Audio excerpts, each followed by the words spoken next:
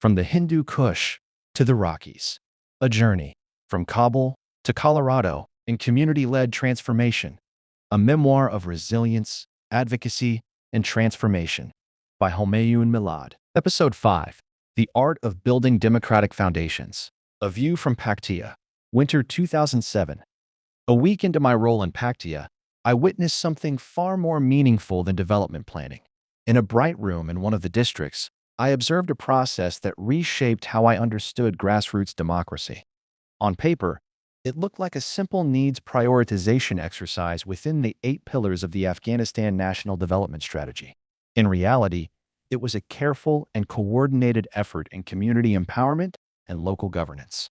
The foundation of this system was organic. It began at the most local level, with community development councils where neighbors met and village dynamics played out in small, familiar ways. These councils were not imposed. They grew naturally from existing social networks and adapted traditional Afghan consensus building to modern development needs. The clustering process was especially interesting. Communities that had once been rivals began working together. They sent representatives to form district development assemblies. The ballot process blended traditional decision-making with modern democratic principles. In one district, I watched community members line up to vote, their faces showing both the seriousness of tradition and the excitement of new civic participation. These new assemblies then worked to prioritize district needs across the 8 strategic pillars. This was not a dry planning exercise. Discussions about security drew on old tribal agreements. Conversations about governance mixed modern ideas with traditional justice systems. Infrastructure planning included technical needs, historical water rights, and tribal land considerations. The 8 pillars became a guide for deeper conversations. Security, traditional peacekeeping networks. Governance and human rights, modern democratic ideas balanced with tribal customs. Local infrastructure, community knowledge of water sources and land use. Health and education, immediate needs and long-term cultural priorities. Rural development and agriculture, centuries of farming experience. Private sector development, traditional market relationships and new opportunities. Social development, cultural preservation woven into modern needs. What impressed me most was how facilitators guided this landscape. They were not simply collecting priorities. They were helping communities connect past and future, traditional wisdom and modern governance, local needs and national frameworks. Each session became a lesson in cultural diplomacy, where tribal decision-making blended with contemporary development methods. This process revealed an important truth about development in Afghanistan. Real change cannot be imposed from outside. It requires respect for local governance, cultural norms, and traditional decision-making. These sessions were not about filling out forms. They were about building trust, encouraging dialogue, and empowering communities to shape their future while protecting their heritage. As winter turned to spring in Paktia, my role as a digital scribe became something deeper.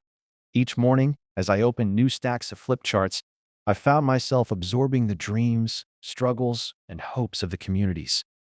One day, I read a proposal from a village elder in Ahmadabad. His careful Pashto script described an ancient water system that had supported his community for generations. A simple infrastructure request revealed a story of shared wisdom passed down through time. As I typed his words into the template, I could almost hear his voice and feel the responsibility in his explanation of how the water should flow from one village to the next. Another flip chart from Jaji district showed a youth leader's plan to combine traditional woodworking with modern market opportunities. His notes and diagrams created a bridge between generations, preserving ancestral skills while building new livelihoods. The work became almost meditative.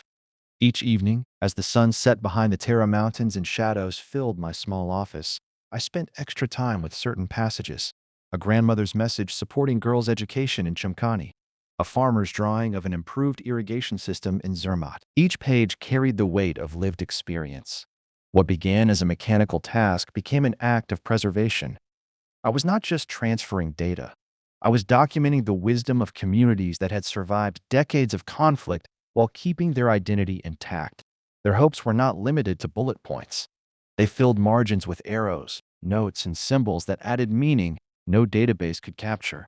Some nights, I paused over a phrase or diagram and imagined the gathering where it was created, the discussions in a crowded jirga, the negotiations between tribal leaders, the moment when consensus formed and was written on those flip charts. The digital templates required structure and measurable outcomes. But between those lines, I learned to protect the soul of each community's vision. A simple bullet point about a road became a story about connecting villages to markets and schools.